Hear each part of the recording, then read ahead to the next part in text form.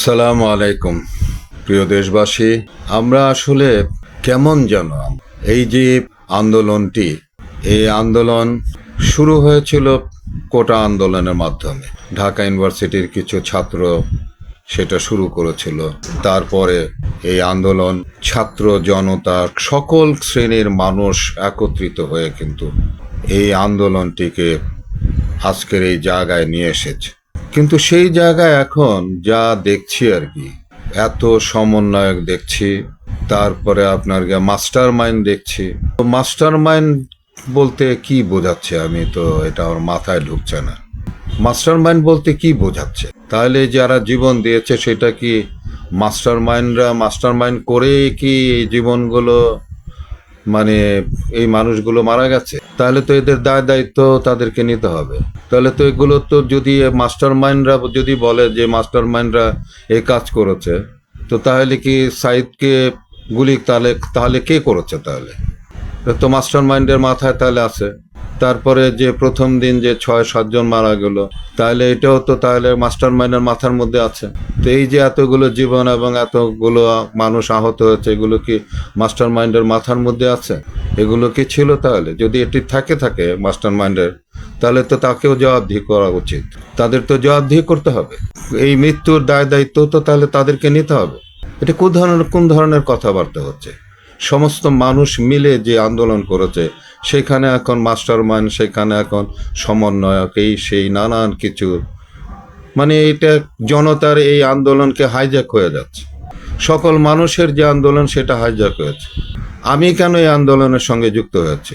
আমি তো এই আন্দোলনকে, আমার যে বিষয় ছিল এটার, আমি বলবো যে প্রথম আমি আন্দোলনটি করছে আমার ঘরের মধ্যে, যেটি পিনাকি সাহেব মানে যে আন্দোলনটি শুরু করেছিল, যে ইন্ডিয়ান পণ্য বর্জন করা, সেই ইন্ডিয়ান পণ্য বর্জন করাটা তো আমার ঘরে আমি প্রথমে শুরু করেছি এটি। তা আমি তো বরঞ্চ তার এখান থেকে কিছুটা উদ্বুদ্ধ হয়েছে। তো এখন এই পিনাকি সাহেবকে কি এই মাস্টার মাইন্ডের মাথার মধ্যে ওনার সঙ্গে যোগাযোগ ছিল?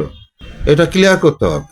এই যে আমরা অনেক মানুষই কিন্তু ইন্ডিয়ান পণ্য বর্জন কিন্তু করেছি আমরা, তো সেইখান থেকে এবং ইন্ডিয়ান যে বিষয়গুলো যেগুলো ছিল, সেই সমস্ত জিনিসগুলো আমাদেরকে যেভাবে পীড়া দিচ্ছিল, তারপরে এই যে আপনার শেখ হাসিনার বলা যেটি, যে আমি ইন্ডিয়াকে যা দিয়েছি ইন্ডিয়া সারা জীবন মনে রাখবে, এটা কি মাস্টার মাইন্ডের মাথায় ছিল? তো মাস্টার মাইন্ড কি তাকে দিয়ে বলাইছে? এটা আরো এরকম আছে, রাজাকারের বাচ্চা বলা, এটাও কি তাহলে তার মুখ দিয়ে কি মাস্টার মাইন্ডরা বলাইছে? এই যে মানে ক্ষোভ, এই যে এই জিনিসগুলো, এগুলো মানে তাদের মধ্যে থেকে, যেমন কাদের সাহেব বলেছে আমার এদেরকে দমন করার জন্য ছাত্রলীগে যথেষ্ট, তাহলে কি কাদের সাহেবকে কি মাস্টার মাইন্ডরা দিয়া বলাইছে? এই ধরনের কি ধরনের কথাবার্তা হচ্ছে এগুলো? তো মানুষের মধ্যে তো আরেকটা নতুন করে ক্ষোভের সৃষ্টি হচ্ছে। এই সকলের অর্জনকে এখন কিছু কিছু মানুষ তাদের অর্জন, এগুলো তো বলা কি এগুলো ঠিক হচ্ছে?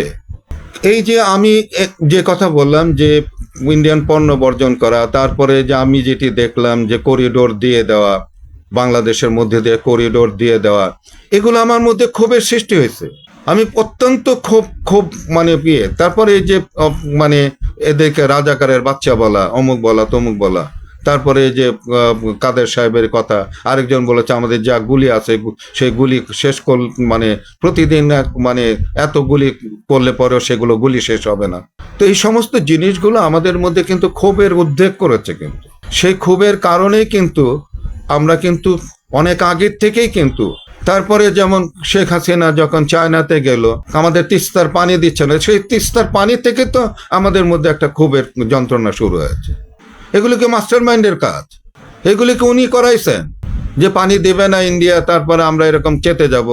তারপরে তিস্তার পরিকল্পনা করেছে চায়না, সে চায়নাতে যখন যাচ্ছে, ইন্ডিয়াতে যাচ্ছে, তার পরামর্শ আনতে মনে হয় নাই তো সে আমাদের দেশের প্রাইম মিনিস্টার সে তো ইন্ডিয়ার মুখ্যমন্ত্রী ছিল। তো এই সমস্ত জিনিস কি মাস্টার মাইন্ডরা কিংবা সমন্বয়করা করে দিয়েছেন? হ্যাঁ, তাদের সমন্বয়কদের এবং যারা আগে ছিল, অগ্রণী যারা ছিল, তাদেরকে আমরা ছোট করতে চাই না। তাদের একটা ভূমিকা আছে, বিশাল ভূমিকা আছে। কিন্তু পুরো আন্দোলনটাইকে যদি এখন আপনারা হাইজ্যাক করে পালান, তাহলে তো এটা অত্যন্ত দুঃখের বিষয়। এটা কেমন ধরনের কথা? মাস্টার মাইন্ড আবার কি? তো এই যে এই বিষয়গুলো আসলে আমি খুব বুঝতে পারছি না আসলে। দেশ তো আবার তো ডিভাইডেড হয়ে যাচ্ছে, আবার তো আমি দেখতেছি যে এটার বিভেদ বিভেদ সৃষ্টি হচ্ছে। এখানে তো অন্যান্য রাজনৈতিক দলের যারা ছিল তারাও তো এর সঙ্গে তাহলে কি এখানেও কি মাস্টার মাইন্ডের কাজ করেছে? সাধারণ জনগণ, মা বাপ, ছোট ছোট বাচ্চারা, স্কুলে সন্তানরা যারা নেমে আসছে, এখানে কি মাস্টার মাইন্ড কাজ করেছে? এগুলো কি ধরনের কথাবার্তা এখন বলা হচ্ছে? তো আমি যেটি বলছিলাম যে আমার কিন্তু এই আন্দোলনের সঙ্গে যুক্ত হওয়ার পেছনে কিন্তু ইন্ডিয়া একটা বড় ব্যাপার ছিল, এবং এবং যে স্বৈরাচার শাসক ছিল তাদের কর্মকাণ্ড একটা বিশাল ব্যাপার ছিল। আমার কাছে মনে হয় না যে আমরা তখন স্বাধীন ছিলাম। আমাদের কাছে মনে হয়েছে যে এটা দেশটা ইন্ডিয়ার কাছে বিক্রি করা হয়েছে। একটা নতজানু সরকার, সেখান থেকে বেরিয়ে আসার একটা আমাদের সকলের আকাঙ্ক্ষা ছিল। সেটার জন্যে আমি ব্যক্তিগতভাবে আমি এই আন্দোলনের সঙ্গে যুক্ত হয়েছি এই কারণের জন্য। এইসব বন্ধ করে সকলকে নিয়ে দেশটাকে এগিয়ে নিয়ে যাওয়ার জন্য চেষ্টা করেন।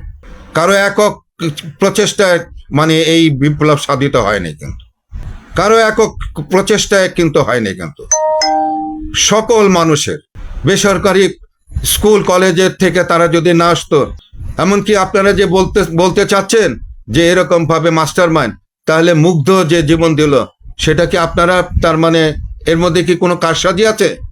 সাইদ যে জীবন দিল এটার মধ্যে কি কোনো কারসাজি আছে? আমার তো এখন প্রশ্ন করতে ইচ্ছে করছে। আমি আশা করব সকলেরই শুভ বুদ্ধির উদয় হবে এবং সকলে মিলে যেন দেশটাকে আগামী প্রজন্মের জন্য একটা জায়গা আমরা নিয়ে যেতে পারি, সেই চেষ্টা যেন করি। এরকম আবার নতুন করে বৈষম্য আপনারা সৃষ্টি করেন না। বৈষম্য বিরুদ্ধে আন্দোলন দিয়ে এখন আপনারা নিজেরাই কিন্তু বৈষম্য তৈরি করছেন। আল্লাহ হাফেজ।